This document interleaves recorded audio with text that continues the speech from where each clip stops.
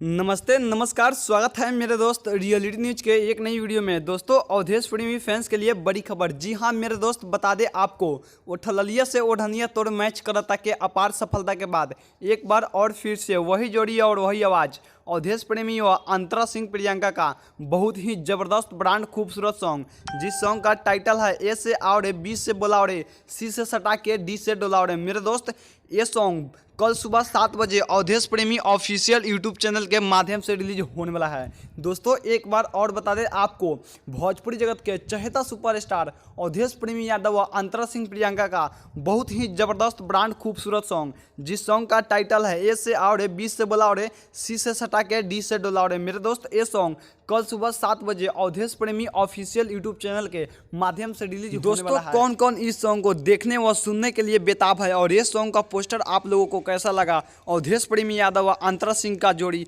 धूम मचाएगा कि नहीं, नीचे कमेंट बॉक्स में अपना कमेंट करके जरूर बताएं। मैं कृष्णा शर्मा फिर मिलते हैं नई नई और ताज़ी खबरों के साथ में। तब तक के लिए बन रहे आपका अपना विश्वसनीय व सबसे तेज news channel reality news Bhojpuri के साथ। जय हिंद, जय भोजपुरी समाज।